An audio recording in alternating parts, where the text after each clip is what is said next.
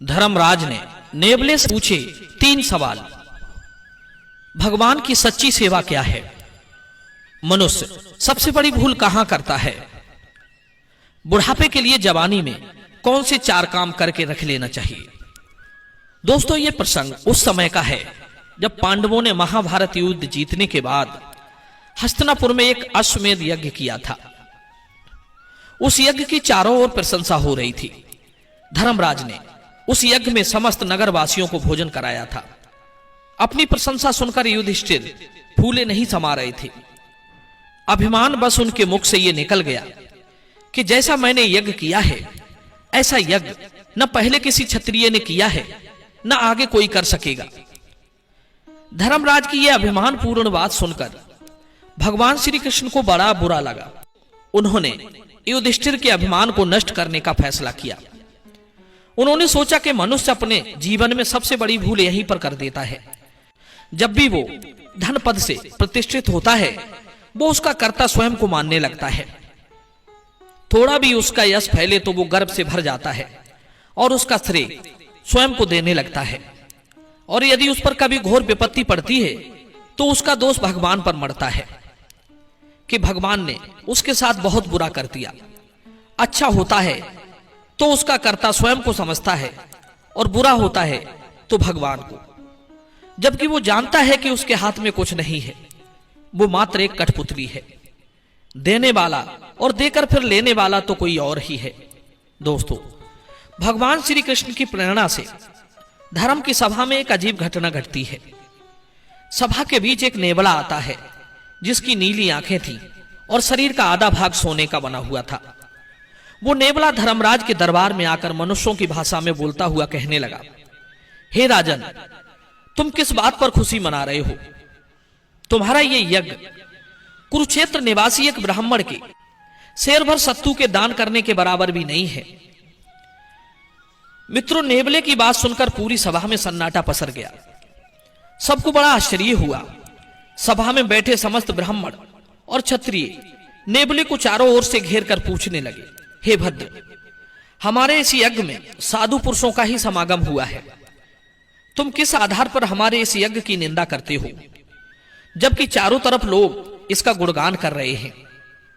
हमने शास्त्र और न्याय के अनुसार प्रत्येक कर्तव्य कर्म का पालन किया है, पूजनीय जनों की विधिवत पूजा की है, अग्नि में मंत्रों के साथ आहुति दी है, देने योग्य वस्तुओं का दान दिया है। फिर आपको ऐसी क्या कमी मालूम पड़ती है जो भरी सभा में आप यज्ञ की निंदा करते हो?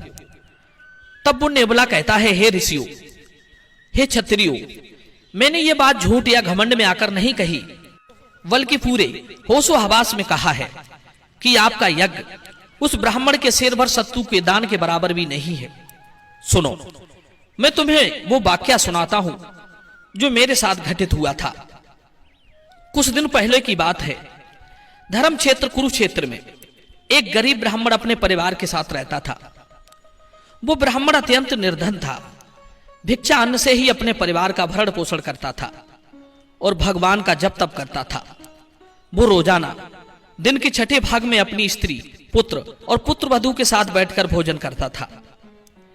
यदि किसी दिन उस समय पर अन्न नहीं मिलता तो दूसरे दिन फिर उसी बेला में अन्न ग्रहण करने को मिलता था। एक बार तो उनके यहां भयंकर अकाल पड़ गया। ब्राह्मण के घर खाने को दाना नहीं था, खेतों का भी अन्न सूख गया था, इसलिए भिक्षा में भी कुछ नहीं मिल पाता था। हर रोज दिन का छठा भाग आकर बीत जाता था, किंतु उन्हें समय पर भोजन नहीं मिल पाता था। बेचारे सब के सब भूखे ही रह जाते थे। एक दिन दोपहर के समय ब्राह्मण भूख और गर्मी का कष्ट सहन करते हुए अन्न की खोज में घर से निकल पड़ा।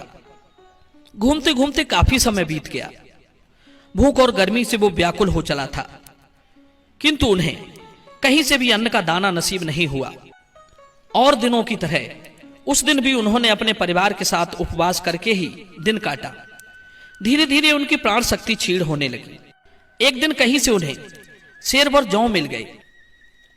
उन्होंने उन जौ को कूट पीस कर सत्तू के रूप में तैयार कर लिया।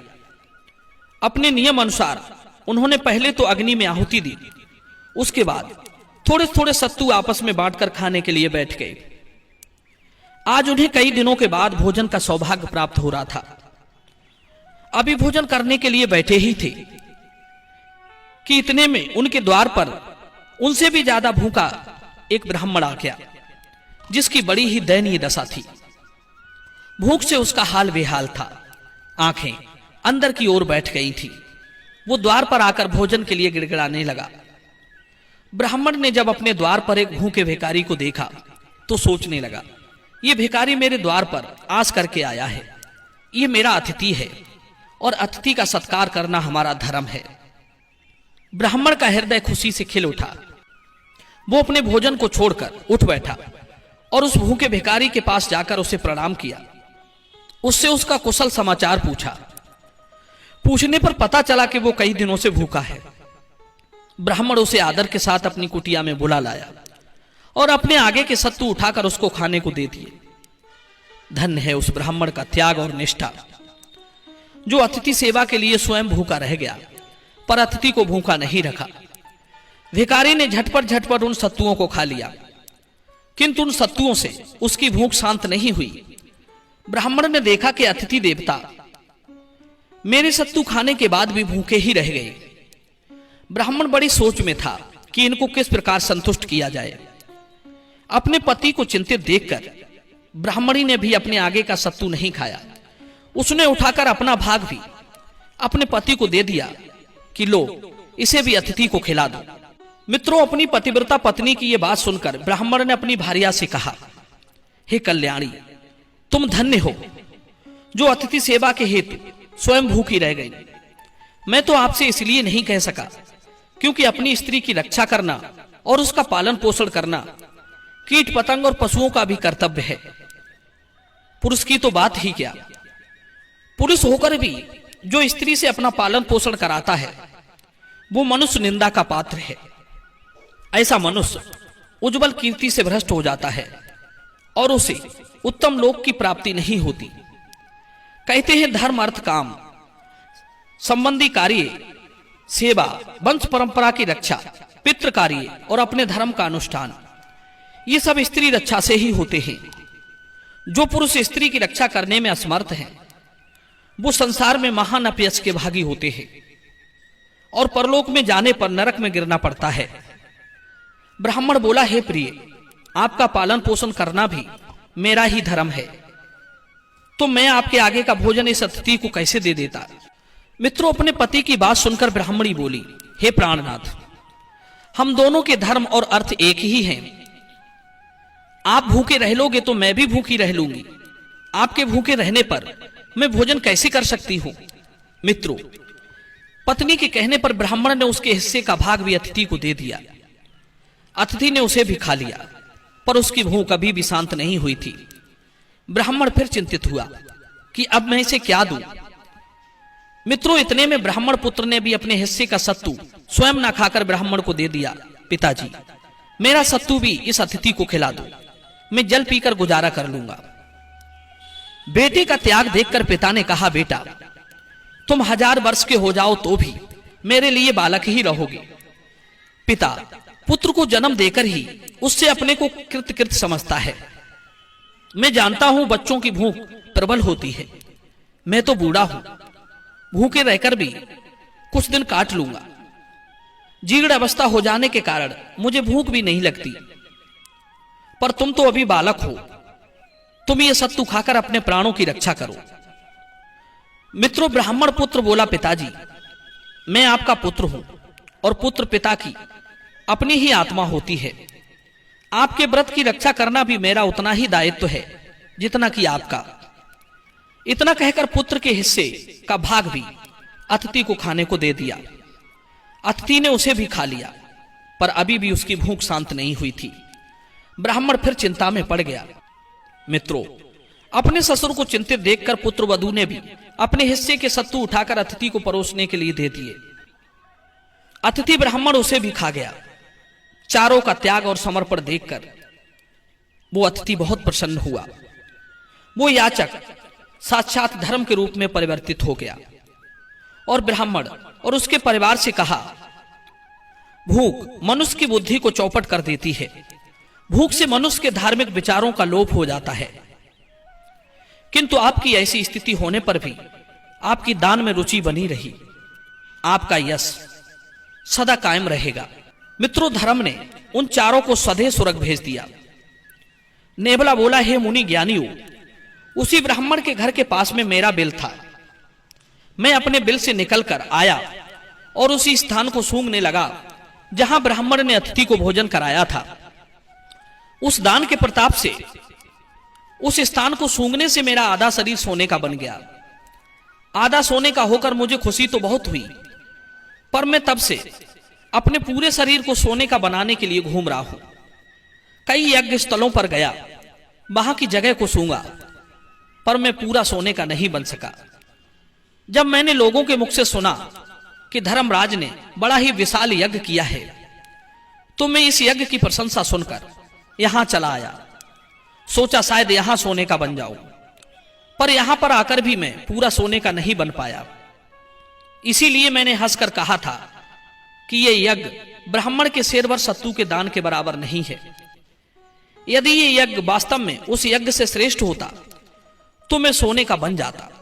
मित्रों, नेबले की बात सुनकर धर्मराज का सिर नीचे की ओर झुक गया। उन्हें अपने अभिमान पर लज्जा आ रही थी कि वास्तव में मेरा इसमें कोई रोल नहीं है। सब कुछ करने वाला और कराने वाला ईश्वर ही है। मैं मूर्ख था जो इस यज्ञ का श्रेय खुद को दे रहा था। मित्रों, धर्मराज ने सबसे क्षमा मांगी और नेबले से कहा, हे भद्र प्राणी, तुम बहुत ज्ञानी जान पड़ते हो। मेरे कुछ प्रश्नों के जवाब दे दो, मेरे मन की संशय दूर हो जाएगी। दोस्तों, धर्मराज ने नेबले से पूछा कि भगवान की सच्ची सेवा क्या है? मनुष्य सबसे बड़ी भूल कहां पर करता है? और मनुष्य को बुढ़ापे के लिए जवानी में कौन से 4 काम करके रख लेने चाहिए? तब नेबले ने बताया, हे धर्मराज, भगवान की सच्ची सेवा है जीवों पर दया, उनके प्रति करुणा का भाव, परोपकार का भाव, दीनहीनों की सेवा, भूखे को भोजन, रोगी को औषधि और भटके को सही दिशा, अहिंसा का व्रत। मनुष्य की सबसे बड़ी भूल है सांसारिक वस्तुओं पर गर्व करना। जो चीज उसकी है ही नहीं, वो उसके पीछे भागता है, उस पर गर्व करता है, स्वयं को हर कार्य का कर्ता समझता है। बुढ़ापे के लिए मनुष्य को जवानी में ये 4 काम करके रख लेना चाहिए। नंबर 1, धन का संग्रह। नंबर 2, बच्चों में संस्कारों का बीज बोना। नंबर 3, भगवान का नाम जपने की आदत। नंबर 4, अपने शरीर का अभ्यास करते रहना और सहनशीलता। बुढ़ापे में भी कुछ न कुछ करते रहना चाहिए। जवानी में किया गया आराम बुढ़ापे में बहुत कष्टदायी होता है। इसलिए स्वयं को कभी निकम्मा बनाकर ना रखें। कुछ ना कुछ काम इस शरीर से लेते रहना चाहिए। इसे आप जितना आराम दोगे और फिर बुढ़ापे में आपके लिए बहुत कष्ट होगा। मित्रों, इस वीडियो के विषय में आपके क्या विचार हैं? कमेंट सेक्शन में अपनी राय जरूर देना। मिलते हैं अगली वीडियो में नई चर्चा के साथ। आप सभी का बहुत बहुत धन्यवाद। जय श्री कृष्ण।